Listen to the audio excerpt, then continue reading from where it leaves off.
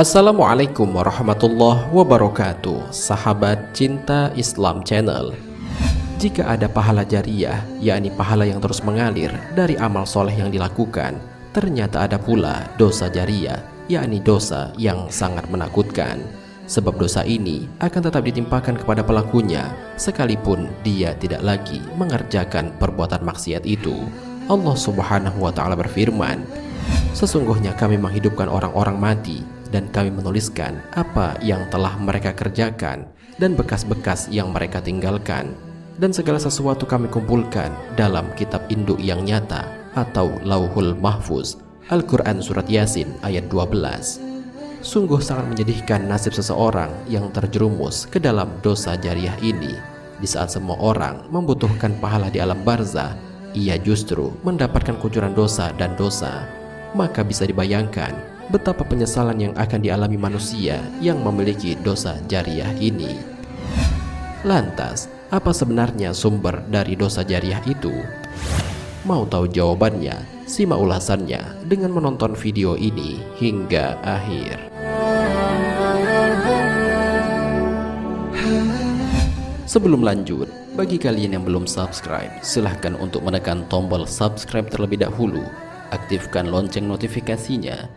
Bagikan video ini kepada teman-teman kalian agar semakin banyak orang yang mendapatkan manfaat dari channel ini.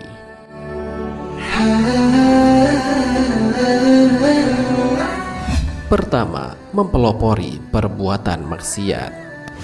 Mempelopori dalam hal ini adalah seseorang melakukan perbuatan maksiat itu di hadapan orang lain, sehingga dengan sebab itu banyak orang lain yang mengikuti perbuatannya, meskipun dia sendiri tidak mengajak orang lain untuk mengikuti perbuatan tersebut.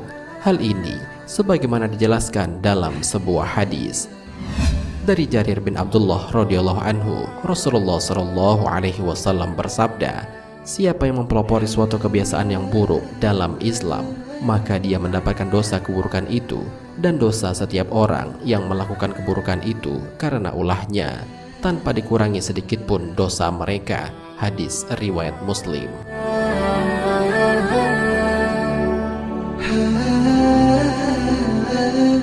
Orang ini tidak mengajak lingkungan sekitarnya untuk melakukan maksiat yang sama. Orang ini juga tidak memotivasi orang lain untuk melakukan perbuatan dosa seperti yang dia lakukan. Namun orang ini melakukan maksiat itu di hadapan banyak orang, sehingga banyak orang lain yang mengikuti jejak maksiatnya. Oleh karena itulah, anak Adam yang pertama kali membunuh, dia dilimpahi tanggung jawab atas semua kasus pembunuhan karena kezaliman di alam ini. Hal ini sebagaimana dijelaskan dalam sebuah hadis.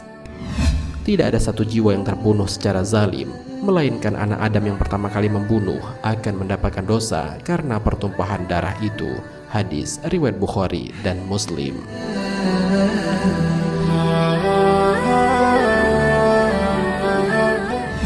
Maka bisa dibayangkan orang yang pertama kali mendesain rok mini, pakaian you can see, kemudian dia sebarkan melalui internet, lalu kemudian ditiru oleh banyak orang, sekalipun dia tidak mengajak orang lain untuk memakai rok mini, namun karena dia yang mempeloporinya, kemudian banyak orang lain meniru, sehingga dia pun mendapatkan kucuran dosa atas semua orang yang menirunya tanpa dikurangi sedikit pun.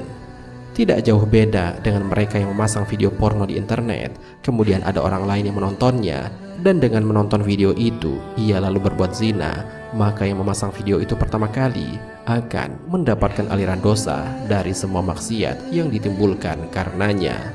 Termasuk juga para wanita yang membuka auratnya di tempat umum, sehingga memancing lawan jenis untuk menikmatinya, maka dia mendapatkan dosa membuka aurat, ditambah dosa setiap pandangan mata lelaki yang menikmatinya, meskipun dia tidak mengajak para lelaki untuk memandanginya. Na'udzubillahi min zalik.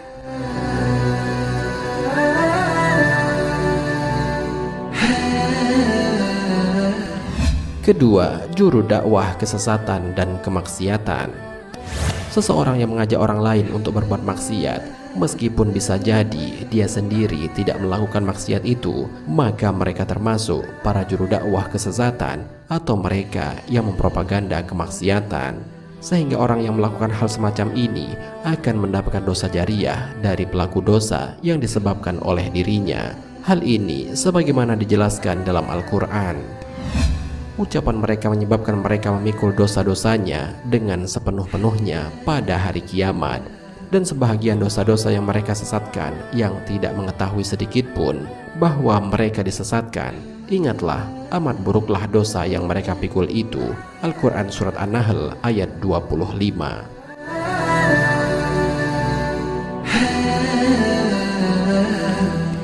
Imam Mujahid mengatakan, mereka menanggung dosa mereka sendiri dan dosa orang lain yang mengikutinya, dan mereka sama sekali tidak diberi keringanan azab karena dosa orang yang mengikutinya. Tafsir Ibnu Katsir. Hal ini juga dijelaskan oleh Rasulullah SAW dalam sabdanya, siapa yang mengajak kepada kesesatan, dia mendapatkan dosa seperti dosa orang yang mengikutinya, tidak dikurangi sedikit pun. Hadis riwayat Ahmad dan Muslim.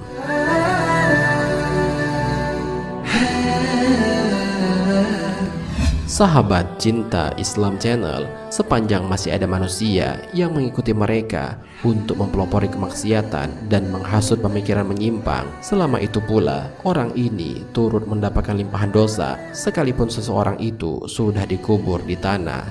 Termasuk juga mereka yang mengiklankan maksiat, memotivasi orang lain untuk berbuat dosa, sekalipun dia sendiri tidak melakukannya, namun dia tetap mendapatkan dosa dari setiap orang yang mengikutinya, dan merekalah para pemilik dosa jariah itu. Wallahu a'lam bishawab. Jika terdapat kesalahan dalam penyampaian ini, admin mohon maaf, dan itu merupakan kesalahan dari admin sendiri. Jika ada benarnya, itu adalah dari Allah Subhanahu wa ta'ala. Semoga bermanfaat. Wassalamualaikum warahmatullahi wabarakatuh.